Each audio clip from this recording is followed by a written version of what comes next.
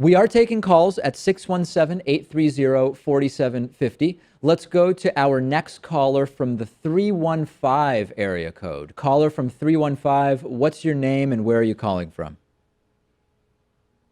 Hi, this is Jay. I'm calling from upstate New York. Great. What's on your mind? My question has to do with Trump's speech to Congress, specifically health care. Okay.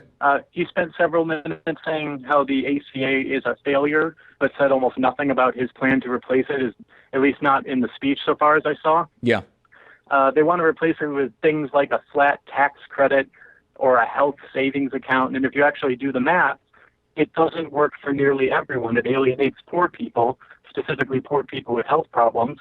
My question is just how vulnerable is the ACA and what can voters like me do to protect it? Well, I think that there's a reason that the Affordable Care Act repeal has slowed down drastically. And we've already heard from some Republicans, this could take a year, this could take longer than a year. The provisions are very popular and there's confusion amongst a lot of voters. A lot of voters don't get that Obamacare is the same thing as the Affordable Care Act. But when we look at the provisions, everything but the mandate, both the business must provide to employees mandate if they have more than 50 employees and the individual mandate, everything other than that is popular with Americans. And that crosses party lines. Of course, you need the mandate in order to make it affordable. That's how you spread out the risk pool enough where you can actually make the whole thing affordable. So I think there's a couple things. Number one, this is an area because governors must be understanding that they will be vulnerable if their constituents in their state lose coverage because of the repeal. They will be vulnerable electorally.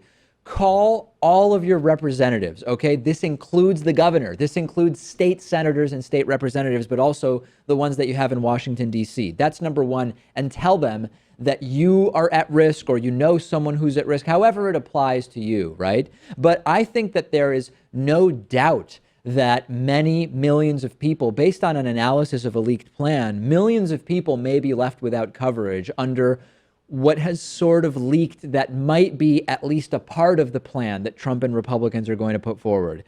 As you can probably tell, the fact that we still haven't heard the specific plan is part of the problem, that this is way more complex than Trump realizes. And what we may end up seeing is a tweaking of the Affordable Care Act. It may be renamed, it may not be renamed, but we may end up seeing a tweaking, which would still probably be bad for people, but a lot of the provisions may stay. How they'll be funded, I don't know, Pat. And let's remember that Republicans tried to repeal Obamacare 61 times. When Obama was in office, knowing full well he wasn't going to overturn his own piece of legislation. Yeah. And now that they would actually be found responsible for the policy that they put in place, they're all of a sudden taking a lot more time on it. Yes. So I think your suspicions are absolutely right here. And I don't know what ultimately the proposal is going to be, but you can bet that we'll analyze it and explain to you what's going on.